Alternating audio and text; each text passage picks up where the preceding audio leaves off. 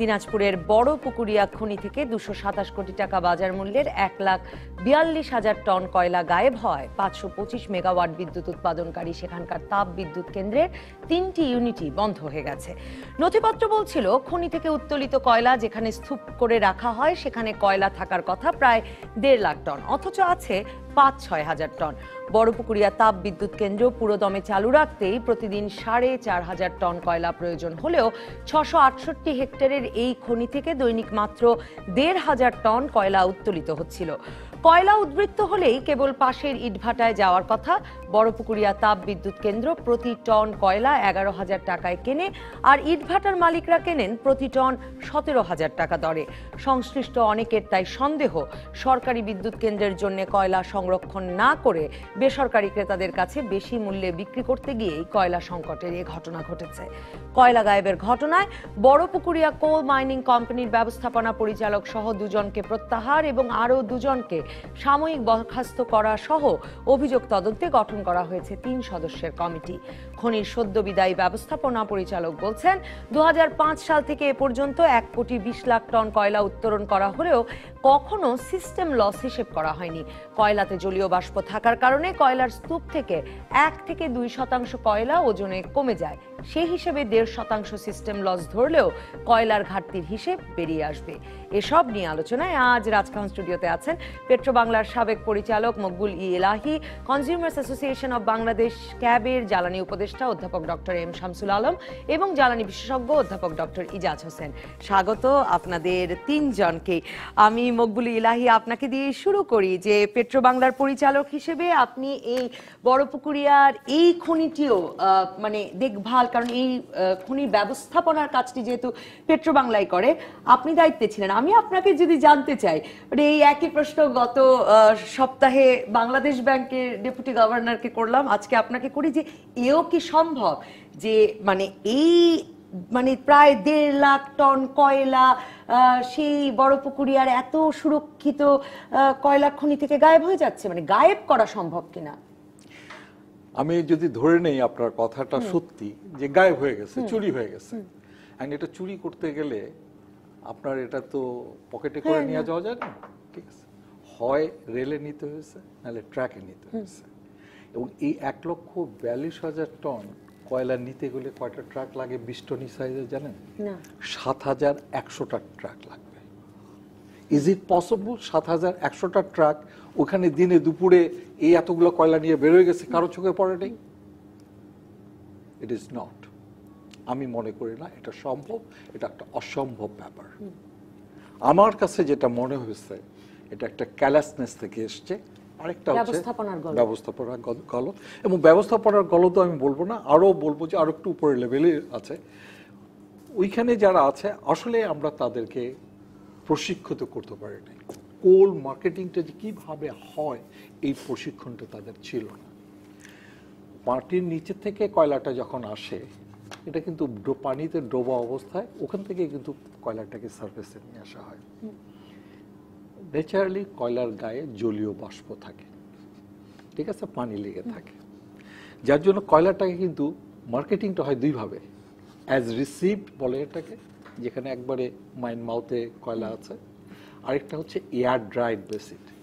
এবং এই যে অ্যাজ রিসিভড এবং জলীয় বাষ্প উড়ে যাওয়ার কথা শুনছি, উড়ে যাওয়ার পরে আমি বলি আপনাকে, এখন এই জলীয় বাষ্পটা ডিপেন্ড করে কোন কোয়ালিটির কোল, তার উপর নির্ভর করবে জলীয় বাষ্পটা বা পানিটা, এক সোজা কথায় আমি জলীয় বাষ্প বাদ দেন, পানিটা কোনটাতে কতটুকু থাকবে সেটা নির্ভর করে কোল কোয়ালিটির উপরে।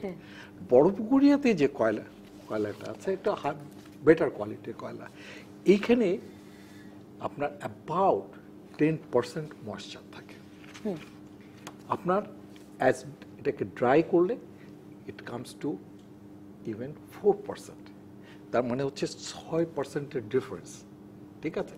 বাট এখানে বড়পুকুরিয়া যেহেতু থার্মাল পাওয়ার প্ল্যান্টটা কাছে, এটা একটা সুবিধা। সেকেন্ড হচ্ছে উড়ে যাওয়ার আগে আমরা ব্যবহার করতে পারি, অনেকটা জিনিস ব্যবহার হয়েছে, খুব বেশি দিন থাকতে হয়নি, বাট অনেক ক্ষেত্রে থাকতে হচ্ছে আমি বলি। সেকেন্ড যে জিনিসটা হয়েছে সেটা হচ্ছে আমাদের বছরে 6 মাস বৃষ্টি হয়, বৃষ্টি পড়ছে, অনলি 5 মাস হচ্ছে ড্রাই থাকে। এই সময়টা তো বড়পুকুরিয়া কয়লার একটা খারাপ গুণ হচ্ছে ও কিন্তু নিজে নিজেই জ্বলে স্পটেনিয়াস পোটেনশিয়ালিটি বলে বার্নিং, যার জন্য এই কয়লার আগুন নেভানোর জন্য কিন্তু পানি ব্যবহার করা হয়। এইসব কারণে আদারওয়াইজ এই লসটা আরও বেশি দেখার যেত। লসটা 4 থেকে 5% লসটা আপনি কিন্তু দেখতেন, ঠিক আছে? কিন্তু এই জাস্ট দেখতেছেন না বিকজ এই বৃষ্টি এবং এইটার কারণে তাদের যে কাজটা করা উচিত ছিল বড় পুকুরিয়াতে যারা কাজ করতেছে, এটা আমি বলবো যে তাদের ট্রেনিংয়ের অভাব। খুব কম জিজ্ঞেস করে দেখেন, খুব কম লোকেই বলতে পারবে ওখানে যে what is as receive basis and what is as. আমি আপনার কাছে যখন আবার আসবো, আমি আসলে শুনতে চাইবো যে 2005 থেকে বাণিজ্যিক উৎপাদন শুরু হলো, তো 2005 থেকে আমরা কখনো এই সিস্টেম লসটা হিসাবে রাখলাম না কেন? বা এই অ্যাজ রিসিভ আর এয়ার ড্রাইভের আমি বলি আপনাকে, আমি যেহেতু পেট্রোবাংলার একসময় ডাইরেক্টর ছিলাম, আমি নিজেও দায়িত্ব স্বীকার করছি যে হ্যাঁ, এটা তো partly I am also responsible. But বিগত আমি 2008-এ কিন্তু চলে এসেছি, ঠিক আছে? আপনি 2008 থেকে 2018 আজকে বড়পুকুরিয়া কোল মাইনিং কোম্পানির বোর্ডে কয়টা টেকনিক্যাল লোক আছে আমাকে বলেন? Those who really would understand what is coal mining and what is coal trading.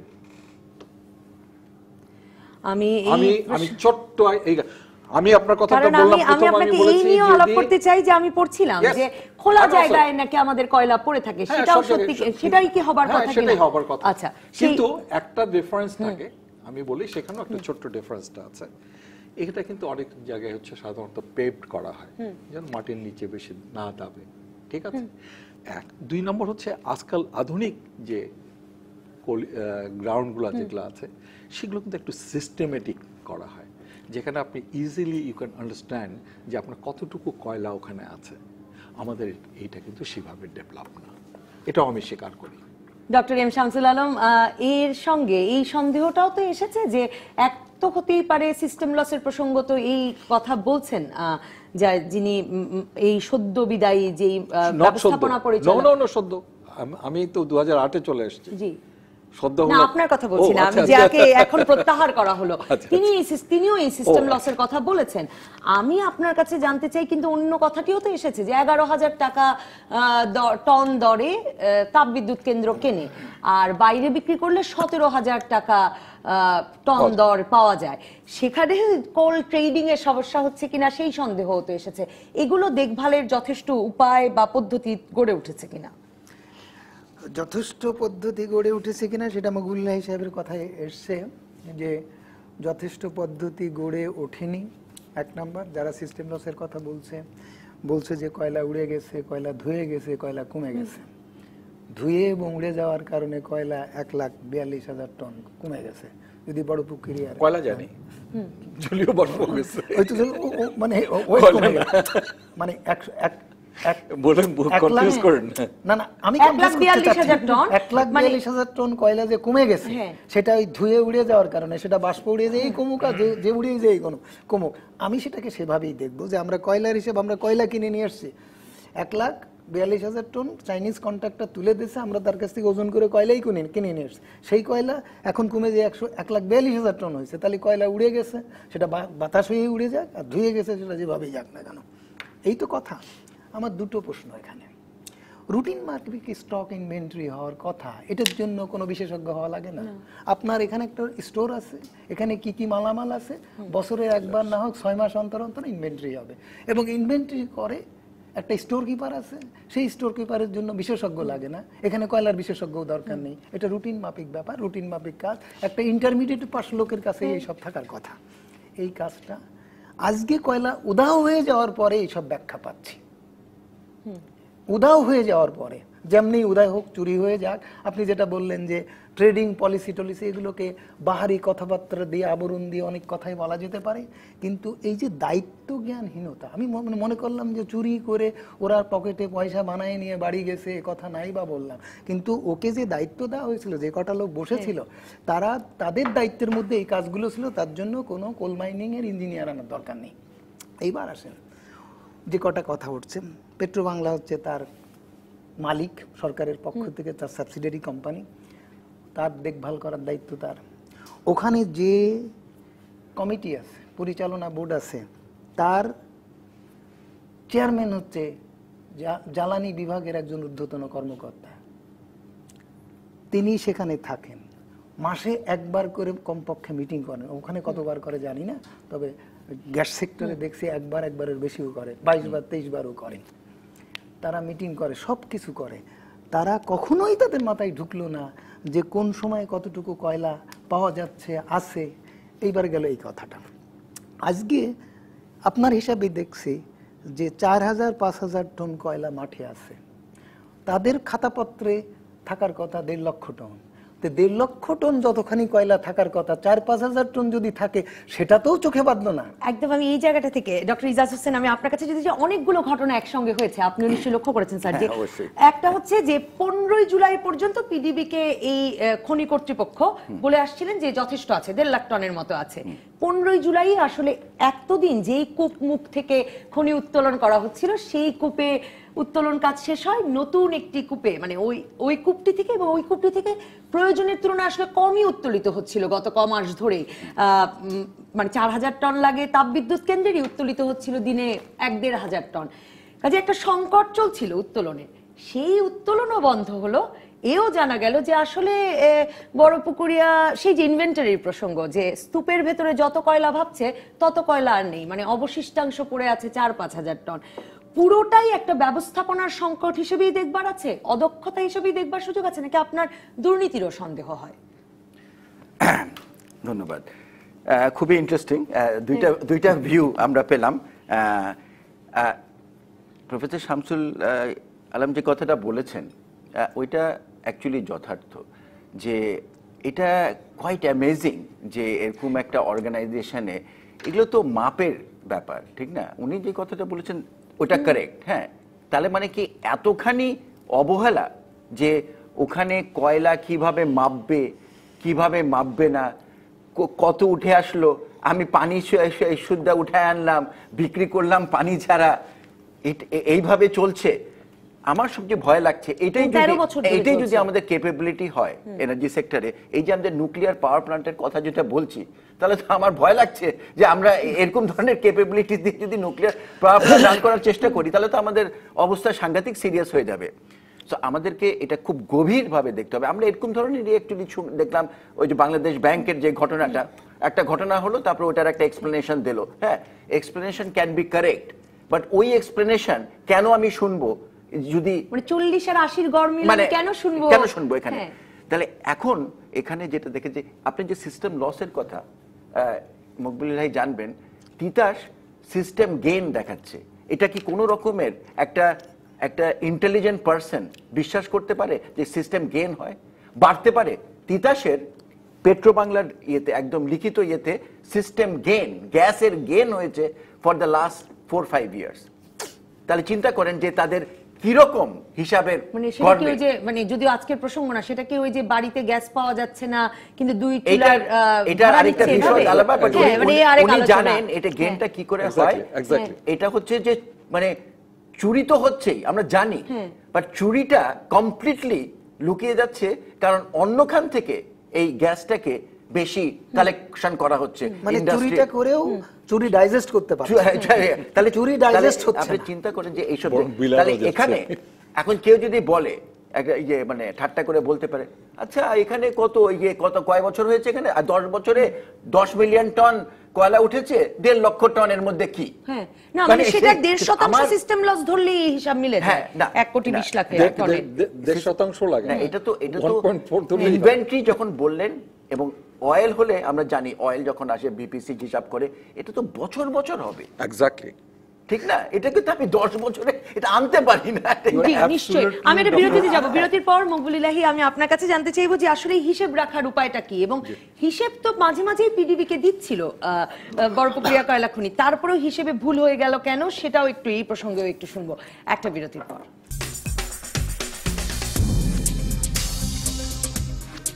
ফিরে এলাম রাজকাহনে। আমি কয়েকজন দর্শকের মন্তব্য পড়ে আপনার কাছে আসছি। উজ্জ্বল আইন হোসেন বলছেন, সোনার বাংলাদেশে সোনা গায়েব, মানুষ গায়েব, টাকা গায়েব, এর জন্য দায়ী কে? জুলকারনাইন বলছেন, পেট্রো বাংলার অতিথি বলছেন এত কয়লা একদিনে নেওয়া সম্ভব নয়, কিন্তু একদিনে নেওয়া হয়েছে এটা কে বললো? অনেক দিন ধরেই নিশ্চয়ই সরানো হয়েছে। মোহাম্মদ দিদার আলমও প্রশ্ন তুলছেন যে এই এত চুরি আসলে শেষ হবে কবে? মোহাম্মদ রায়হান তিনি বলছেন কয়লাগুলো তো আর একদিনে গায়েব হয় নাই, ওখানে দায়িত্বপ্রাপ্তরা এর সাথে জড়িত না থাকলে এতগুলো কয়লা গায়েব করা সম্ভব কিনা। মকবুলিল্লাহি আপনি বোঝাতে চাইছিলেন, কিন্তু আমাদের অনেক দর্শকের মনে এই প্রশ্ন এসেছে একদিনে কেন হবে? হয়তো শুরু থেকেই একটা সিস্টেম করা হয়েছিল কিনা যাতে 1.5 লাখ টন কয়লা গায়েব হয়ে যেতে পারে। এই প্রশ্নের অ্যাকচুয়ালি সঠিক উত্তর বড়পুকুরেতে যারা কাজ করতেছে, পেট্রো বাংলায় যারা আছে তাদের পক্ষে দেওয়া সম্ভব। আমি আজকে 10 বছর 9 বছর 10 বছর আগে চলে এসছে, আমার পক্ষে এটা দেওয়া সম্ভব নয়। আমি যেটা দেখতেছি বিভিন্ন পত্র পত্রিকায় সেটা হচ্ছে 15 তারিখেও কয়লাটা ছিল। আজকে 15 জুলাই যদি দিয়ে থাকে, আজকে কত হচ্ছে 23 জুলাই, আর 15 জুলাই শেষ Barapukuria coal mining corporation PDB কে জানায় যে 1.5 লাখ টন আছে। তো তার মানে হচ্ছে 15 জুলাই থেকে আজকে 23 জুলাই এর মধ্যে হয়েছে তাহলে 7,000 টনটা গাড়ি এই এত সময়ের মধ্যে এটা ঢুকলো বেরোলো, কেউ দেখলো না, এটা কি হইতে পারে? I do not believe. It is on the earth, it is not possible. Something else happened. What that can be, let us find it out. Let there be a proper investigation. আমি মনে করি যে proper investigation হওয়া উচিত, এবং proper ইনভেস্টিগেশনের আগে কাউকে punish করা উচিত বলে আমি মনে করি না। প্রপার ইনভেস্টিগেশন আমি বলি যে প্রপার ইনভেস্টিগেশন হওয়া উচিত। প্রপার ইনভেস্টিগেশন করে কাউকে যদি ফাঁসি দিতে হয় ফাঁসি দেন, কাউকে জেল দিতে হয় জেল দেন, কাউকে যদি মাইনর পানিশমেন্ট দিতে হয় দিতে হয়। আপনার সিস্টেমে যদি গলত থাকে সে সিস্টেমটাকে ঠিক আরেকটি যে দুর্নীতির সন্দেহ হচ্ছে সেটি হচ্ছে যে বাইরে আসলে তাপবিদ্যুৎ কেন্দ্রের চাহিদা মিটিয়েই ইটভাটাগুলোতে বিক্রি করবার কথা।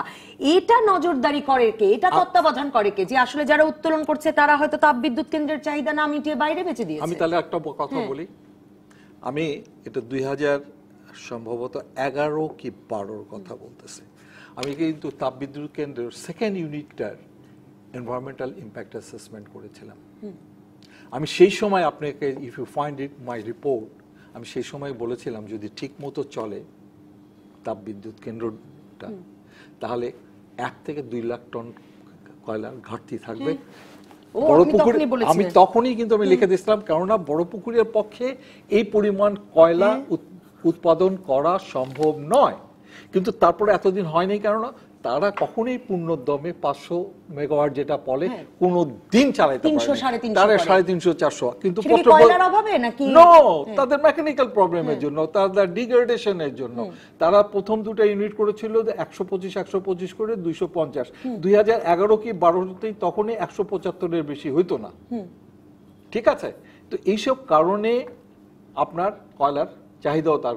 আদারওয়াইজ যদি প্রপারলি যদি 525 যদি চলতো, আজকে 1.5 বছর আগে এই হিসাব হইতো, 1.5 বছর 2 বছর আগে। আমি তখনই আমার রিপোর্টটাকে যদি ওনারা খুলে বের করে দেখেন, আমি তখনই প্রেডিক্ট করে গেছি। কোন সালে দিয়েছিলেন সেটা? 11 কি 12 ইআই এর রিপোর্ট যেদিন অ্যাপ্রুভ হয়েছে সেই সময়। কারণ ডক্টর শামসুল আলম, আমি আজকে যখন এই মানে এই রহস্যভেদের জন্য পুরনো পত্রপত্রিকাও পড়ছিলাম, তখন দেখছিলাম যে গত 6 মাস 1 বছর ধরে রিপোর্ট আছে যে বড়পুকুরিয়ায় কয়লা উত্তোলনের পরিমাণটা আসলে আশঙ্কাজনকভাবে কমে গেছে। মানে 4-5 হাজার টন হতো, 1-1.5 হাজার টনে, মানে 1-1.5 হাজার টনে এসে ঠেকেছে দিনে। নবনীতা, আমি আবার আপনাকে কন্ট্রাডিক্ট করছি। আপনি কোত্থেকে পাইছেন 4-5 হাজার টন পার ডে উঠাইতো? বড়পুকুরিয়া কয়লা খনির কোনো ক্ষমতা নেই 6 হাজার টন কয়লা তোলার। কত উঠাতো এখানে? সর্বোচ্চ কত উঠাইতে পারে? এটা 1 মিলিয়ন টনের প্রজেক্ট। 365 দিনেও যদি তোলে তাহলেও তো কতটুকু তুলতে পারে? মানে প্রতিদিন কত তুলতো? ম্যাক্সিমাম 4000। জি, মানে 4-5 হাজারই আমি বলেছি। 5000 6000, আপনি 5 থেকে 6000 বলছেন। 4000 টন আর 4500 টন এই বড়পুকুরিয়া তাপবিদ্যুৎ কেন্দ্রই ব্যবহার করতে পারে। 1000 টন উঠছিল এই জানুয়ারি মাসে যখন বাংলাদেশি শ্রমিকরা ধর্মঘটে যায়, তখন চীনা শ্রমিকদের এক শিফট কাজ করিয়ে আসলে 1000 টন ওঠানো হচ্ছিল বলে আমি পত্রিকায় খবর দেখেছি। এই ঘাটতিগুলো তো আসলে অনেক দিন থেকেও তৈরি হয়ে থাকতে পারে। আপনাকে হিস্ট্রিক্যালি কতগুলো জিনিস আজকের প্রেক্ষাপটে কনসিডারে নিতে হবে।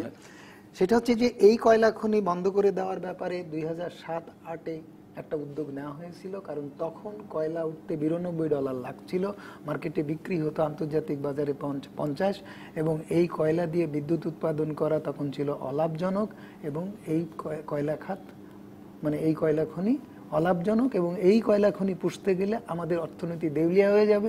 টাটার প্রতিনিধিরা, আমরা যারা আন্দোলনে ছিলাম, আমাদেরকে বোঝানোর চেষ্টা করেছে এটাকে উন্মুক্ত খনি করার জন্য টাটাকে দিয়ে দিতে হবে, সুতরাং এই কয়লা খনি বন্ধ করতে হবে। তখন মাটি দেবে যাচ্ছে, ওইটা হচ্ছে এই কয়লা খনির বিরুদ্ধে প্রচণ্ড প্রচারণা ছিল। এইবার আসেন 2008 সালে যখন আসলো, ব্যবস্থা ঘুরে গেল, কয়লা বড়পুকুরিয়া থেকে টাটার প্রস্তাব প্রত্যাহার হলো, আর উন্মুক্ত খনি হওয়ার কোনো সম্ভাবনা নেই, তখন এই খনি লাভজনক হয়ে গেল।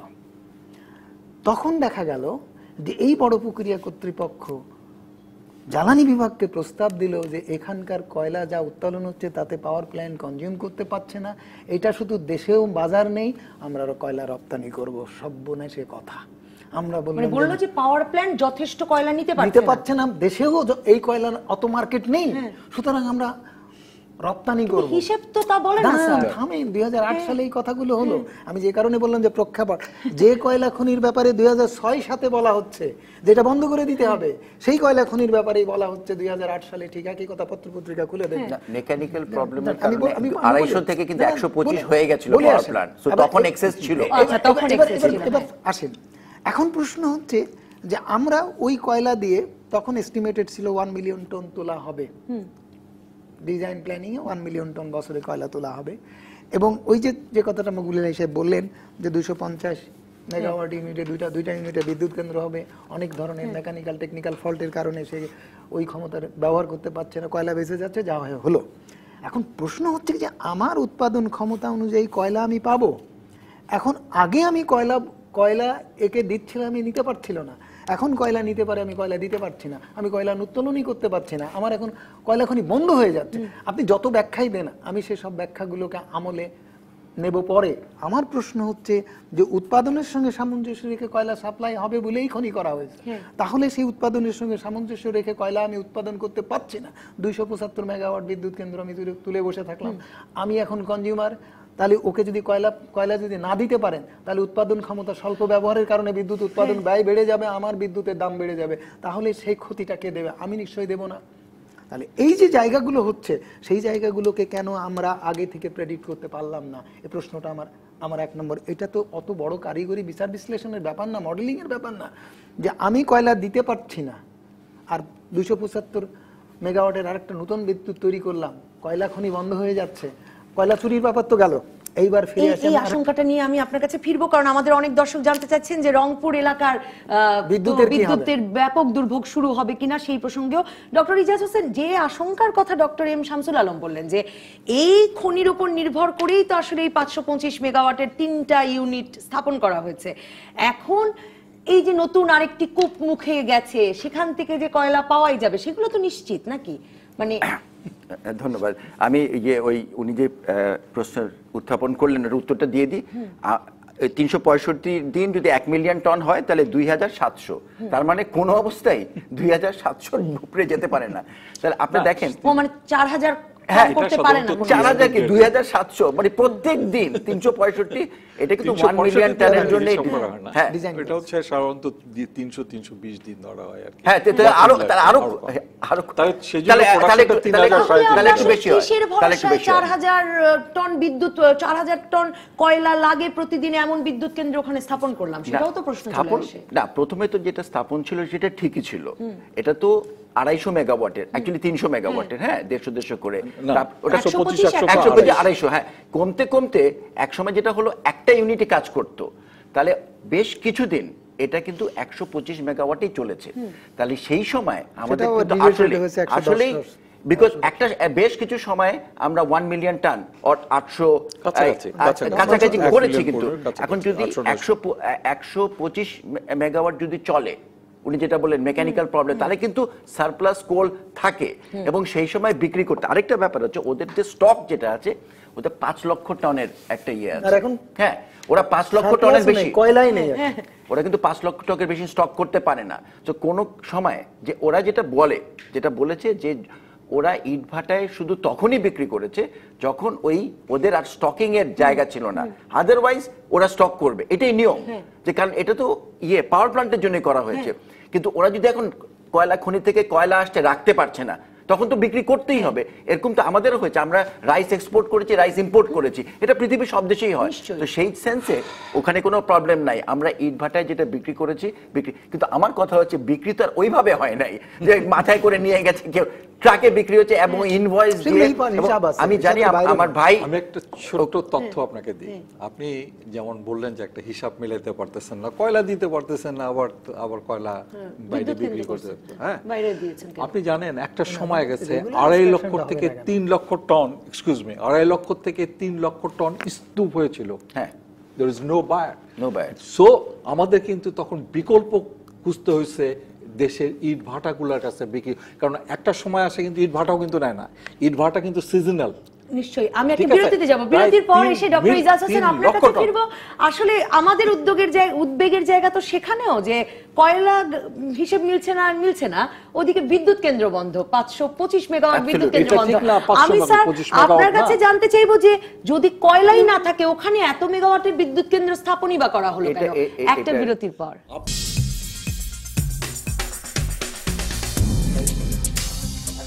ফিরে এলাম রাজকাহনে। ডক্টর ইজাজ হোসেন যা নিয়ে আলাপ করছিলাম যে কয়লা যথেষ্ট আছে কিনা সেই হিসাব করেই তো নিশ্চয়ই সেখানে বিদ্যুৎ কেন্দ্রগুলো স্থাপিত হয়েছে, কারণ এই কয়লা খনির কয়লার উপরেই নির্ভরশীল। 125, 250 মেগাওয়াট বিদ্যুৎ উৎপাদনকারী দুটো ইউনিট ছিল। এবছরের ফেব্রুয়ারি থেকে বাণিজ্যিক উৎপাদনে গেছে 275 মেগাওয়াটের আরেকটি ইউনিট। তো যথেষ্ট কয়লাই নাই, এই ইউনিটগুলো স্থাপন করা হলো কেন? কি হিসাবে? আমদানিরও তো কোনো পরিকল্পনা নাই। এটার উত্তর খুব সিম্পল, সেটা হচ্ছে যে আজ পর্যন্ত পিডিবি পেট্রো বাংলার কাছে কোনো কিছু নিয়ে কথা নিয়ে কোনো পাওয়ার প্ল্যান্ট তারা করে নাই। তারা কন্টিনিউয়াসলি হিস্ট্রিতে ওরা যখন যেটা ভালো মনে করেছে নিজেদের দরকার তারা করে গেছে। ওকে, গ্যাস নাই পাওয়ার প্ল্যান্ট করেছে, ওকে, তেল নাই সেখানে ইয়ে করেছে। কি করেছে ওরা? করে তারপরে পেট্রো বাংলাকে বলেছে যে তোমরা সাপ্লাই দাও। সো এইভাবেই চলে এসেছে। তো এখানে এইটাই হলো সবচেয়ে বড় ইনভেস্টিগেশন হওয়া উচিত আমার মনে হয়, যে কিভাবে, কারণ আমাদের একটা থাম্ব রুল আছে যে প্রতি 300 মেগাওয়াটে 1 মিলিয়ন টন কয়লা লাগে, এটা ইন্টারন্যাশনাল একটা থাম্ব রুল। ওকে, সো এখানে আমরা দেখতে পাচ্ছি যে বড় পুকুরিয়া থেকে ওই রকম অ্যামাউন্ট কয়লা উঠানো যাচ্ছে না। মাঝে এক সময় খুব ভালো চলেছে কয়লাটা, কিন্তু আপ অ্যান্ড ডাউন হয়েছে। সেটাও আসলে 250 মেগাওয়াটের জন্য যথেষ্ট ছিল, জাস্ট এরকম হয়তো 300 হবে, 350 যেতে পারে, 525 তো ওখান থেকে হবে না। এবং এই সমস্যাটা আরম্ভ হয়েছে কোথা থেকে, ডিটেক্টেড হয়েছে কোথা থেকে? কারণ এই যে বড় পাওয়ার প্ল্যান্টটা কয়লাটা ড্র করা আরম্ভ করেছে, শেষ হয়ে গেছে। এখন কি কারণে ওখানে উনি বলেছেন যে 1 লক্ষ টন এখনো আছে, ভয়ে বলেছে না কি বলেছে, হ্যাঁ, এবং ওখানে আসলে ছিল 5000 টন, হ্যাঁ, এটা ইনভেস্টিগেশনের পরে আমরা জানতে পারবো। কিন্তু এত বড় একটা পাওয়ার প্ল্যান্ট আমাদের মাইন্ড মাউথ হতে পারে না, এটার একটা এক্সপ্লেনেশন দরকার। আমি একটু অ্যাড করব, সেটা হচ্ছে যে 525 মেগাওয়াটের বিদ্যুৎ কেন্দ্র বড় পুকুরিয়া কয়লার ভিত্তিতে এটা চলতে পারবে না। এটার জন্য বছরে 1 থেকে 2 লাখ টন পাথর কয়লা আমদানি করতে হবে। 2012 সালের ইআইএ রিপোর্টে এটা উল্লেখ করা হয়েছে। তারপরে আমদানি কোনো পরিকল্পনা করা হয় না। এখন হচ্ছে এটাতে বিশাল কোনো ক্ষতি হয়নি। যেটা ভুল হয়েছে তাদের এই ব্যাকআপ লাইনটা থাকা উচিত ছিল, যে যখন দিতে পারবে না, এরকম ক্রাইসিস আসবে, তখন আমি কয়লাটার জন্য বাইরে থেকে আমদানি করে এটাকে চালাইতে পারি। এটা হচ্ছে বড়, আমি বলবো যে পিডিবির সাইড থেকে ল্যাপস। এটা হইতেই পারে, এইরকম একটা আন্ডারগ্রাউন্ড মাইনে বহু রকম দুর্ঘটনা ঘটতে পারে, সেটার জন্যও কিন্তু প্রোডাকশন বন্ধ হইতে পারে। এরকম ছিল, আমরা কিন্তু 6 মাস এক সময় প্রোডাকশন বন্ধ ছিল, আন্ডারগ্রাউন্ড মাইনে হইতে পারে। সেই জন্য অলওয়েজ একটা ব্যাকআপ লাইন আপনার থাকা উচিত। মাইন্ড মাউথ পাওয়ার প্ল্যান্ট হলো যে এরকম সিচুয়েশনে আমি বাইরে থেকে আমি কয়লা নিয়ে আসতে পারবো। ডক্টর এম শামসুল আলম, আমাদের অনেক দর্শকই বিদ্যুৎ উৎপাদনের অবস্থা নিয়ে শঙ্কা প্রকাশ করছেন। ওসমান সারোয়ার বলছেন খবরে দেখি শুধুই জাতীয় গ্রিডে বিদ্যুৎ যুক্ত হয়, এরকম 2-1টা বিদ্যুৎ কেন্দ্র বন্ধ হয়ে গেলে আমাদের কি হবে? আমাদের রংপুর অঞ্চলে যে বিশেষ ক্ষতিগ্রস্ত হবেন লোকে, সেটা নিয়েও কয়েকজন দর্শকের প্রশ্ন আছে। আমি আপনার কাছে জানতে চাই যে এই যে বন্ধ হলো, আবার এখন বলা হচ্ছে, আজকেও দেখলাম যে পিডিবিও বলছে যে আশা করা হচ্ছে আগামী মাসের শেষ নাগাদ এটা সমস্যাটার একটা সমাধান হবে, মানে আগস্ট মাসের শেষ নাগাদ এই কয়লা ওই দ্বিতীয় যে ফেসে গেছে, নতুন একটি ফেসে, সেখান থেকে উত্তোলন শুরু হবে, কাজেই সমস্যা মিটে যাবে। 3টা ইউনিট বন্ধ 525 মেগাওয়াটের, এটা আসলে কতটা ক্ষতির কারণ হবে আমাদের জন্য? প্রথমত হচ্ছে যে বিদ্যুৎ যে পরিমাণ উৎপাদন হচ্ছিল তার থেকে তো কম উৎপাদন হবে। কম উৎপাদন হলে ওই অঞ্চলে বিদ্যুৎ এই অঞ্চল থেকে ইন্টারকানেক্টর দিয়ে যাচ্ছে। এখন এখান থেকে কতটা বিদ্যুৎ ওখানে পাঠানো যাবে? বিদ্যুৎ তো আসলে পিক আওয়ারে বিদ্যুৎটা বেশি লাগে। গ্রামে গঞ্জে বিকালে সন্ধ্যার 2 ঘন্টার সময়ের জন্য বিদ্যুৎ তারা ব্যবহার করে সাধারণ মানুষরা, সেই সময়ে বিদ্যুৎ এখনো গ্রামের লোকেরা পাচ্ছে না। সেই সময় এপারকার বিদ্যুৎ ওপারে নিয়ে যে ওইখানকার ঘাটতি মেটানো সম্ভব হবে বলে আমি মনে করি না, 1 নম্বর। 2 নম্বর হচ্ছে যে 500 মেগাওয়াট বা 600 মেগাওয়াট বিদ্যুৎ আমরা আনছি ভাড়া মারা দিয়ে, সেই বিদ্যুৎ এই মানে লোড ম্যানেজমেন্ট করে বা কোনোভাবে যদি যে কথাটা বলছে যে 1.5-2 মাসের মধ্যে নতুন যে ফেজের থেকে কয়লা উত্তোলন হলে ওই 275 মেগাওয়াট বিদ্যুৎ, যেটা নতুন বিদ্যুৎ উৎপাদন ক্ষমতা তৈরি করা হয়েছে, তা থেকে বিদ্যুৎ আসতে পারে। এই ইন্টারিম পিরিয়ডটা নির্ভর করছে যে পিডিবি কিভাবে জেনারেশন পলিসি নেবে, নিয়ে এটাকে মিট আপ করতে পারবে। তবে আমি মনে করি যে তেল বিদ্যুৎ উৎপাদন ক্ষমতা যে সারপ্লাস বাড়ানো হয়েছে, সেই তেল বিদ্যুৎ উৎপাদন ক্ষমতা অতিরিক্ত ব্যবহার করার কারণে এখন গত বছরে 4000 কোটি টাকার যে ঘাটতি বিদ্যুৎ খাতে ছিল, এখন এটা 8000 কোটি টাকা হয়েছে। এখন সেই বিদ্যুৎ উৎপাদন ক্ষমতা যদি আমরা একটু বেশি ব্যবহার করি, তাহলে এই 200-300 মেগাওয়াট বিদ্যুৎ উৎপাদন করা কোনো ব্যাপার নয়, কিন্তু তাতে ঘাটতি 10 থেকে 11000 কোটি টাকা বেড়ে যেতে পারে। এবং সেই 11000 কোটি টাকার ঝুঁকি সরকার নেবে কিনা, নাকি এখনকার মতো লোডশেডিং মেনে নিয়ে লোডশেডিং বাড়িয়ে সেটাকে নিয়ন্ত্রণ করবে, এটার উপরে নির্ভর করবে। আমি কোন পত্রিকায় পড়ছিলাম যে গ্যাস আনার চেষ্টা হচ্ছে এই বিদ্যুৎ কেন্দ্রে, এটা কি হয়? মানে কয়লার বিদ্যুৎ কেন্দ্র কি গ্যাস দিয়ে চলতে পারে? এখন কয়লার বিদ্যুৎ কেন্দ্র না, সেরকম কয়লার বিদ্যুৎ কেন্দ্র তো জেনারেটর তো সেম, ঠিক না? আপনি যেখানে কয়লা পুরাচ্ছেন সেখানে অন্য কিছু পুরাতেন, বাট ওটা হুট করে হবে না, সেটা কনভার্সন করা হবে, হুট করে কনভার্সন করা লাগবে, পুরো সিস্টেমটাকে নিশ্চয়ই সেটা এই ইন্টারিম পর্যায়ে সম্ভব না। আজকের যে অভিযোগ আসছে, সেই অভিযোগের মধ্যে আমি আরেকটা প্যারামিটার ইনভেস্টিগেশনের স্বার্থে দিতে চাই। প্রথমত কথা হচ্ছে যে পেট্রোবাংলা বা জ্বালানি বিভাগ বা বড়পুকুরিয়া কর্তৃপক্ষ এখানে স্বার্থ সংঘাত যুক্ত।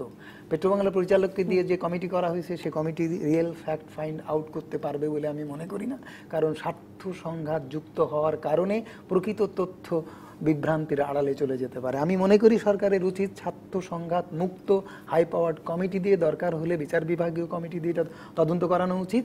এবং এখানে আরেকটা বিষয় যেটা আছে, সেটা হচ্ছে কয়লা তোলাই হয়নি হিসেব বেশি দেখানো হচ্ছে, দেখায় বেশি বেশি বিল নিয়ে যাওয়া হচ্ছে, চাইনিজ কোম্পানি সেটা করছে। সেটা চাইনিজ কোম্পানি হতে পারে, আমাদের যারা খবরদারি নজরদারির মধ্যে ছিল রুটিন মাফিক তাদের সঙ্গে যোগসাজস্য হতে পারে।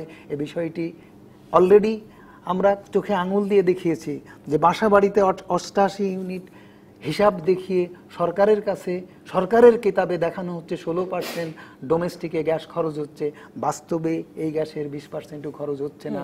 তাহলে বাদবাকি যে 4 থেকে 5% রিয়েলি বাসাবাড়িতে গ্যাস খরচ হচ্ছে, 10 থেকে 12% সরকারি খাতায় দেখা হচ্ছে এই গ্যাস চুরি হয়ে যাচ্ছে, এই গ্যাস মানুষের পকেটে চলে যাচ্ছে, আর মানুষের কাছ থেকে কম চাপে কম মাপে গ্যাস দিয়ে মানুষের কাছ থেকে এত টাকা নিয়ে যাচ্ছে, সরকার নিয়ে চলে যাচ্ছে, আর ওরা গ্যাস নিয়ে চলে যাচ্ছে।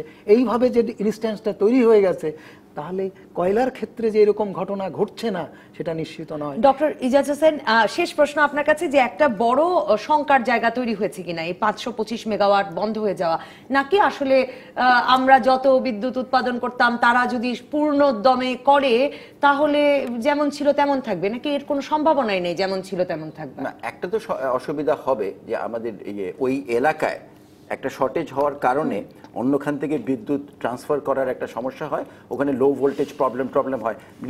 পাওয়ার প্ল্যান্টগুলো ডিস্ট্রিবিউটেড থাকলে একটু সুবিধা হয়, বাট আমাদের দেশটা ছোট, সো ট্রান্সমিশন যদি ভালো থাকে এটা কোপ করা যায়। তবে যেই পয়েন্টটায় দুষ্টু লোকরা এটাও কথা উঠাতে পারে যে প্রাইভেট সেক্টর তেল ভিত্তিক বিদ্যুৎ কেন্দ্রকে করার জন্য এই ঘটনাটা ঘটিয়েছে। আমি ওইটাকে ওইভাবে নেব না, কিন্তু উনি যে কথা যথার্থ বলেছেন যে এইটার জন্য হিউজ শর্ট, এটা একটা সাশ্রয়ী বিদ্যুৎ কেন্দ্র, এরকম বিদ্যুৎ কেন্দ্রই আমরা চাই দেশে। আমরা চাই না তেল ভিত্তিক বিদ্যুৎ কেন্দ্র। সো এরকম করে একটা সাশ্রয়ী দেশের কয়লা ব্যবহার করে একটা বিদ্যুৎ কেন্দ্র হঠাৎ করে এইভাবে বন্ধ হয়ে যাওয়াটা এটা সাংঘাতিক রকমের একটা ইম্প্যাক্ট। মকবুল ইলাহি, আপনার কাছে জানতে চাই এবার আপনার কাজ করার অভিজ্ঞতা থেকে, যে একে আপনি বলছেন 2011-12তে সেই রিপোর্টের সঙ্গে আপনিই যুক্ত ছিলেন, যে আপনারা আগেই বলেছিলেন যে নতুন আবার 275 মেগাওয়াটের বিদ্যুৎ কেন্দ্র করা হচ্ছে, এটা যদি করা হয় এই খনি থেকে এর চাহিদা মিটবে না, কিন্তু কথা শোনা হয়নি।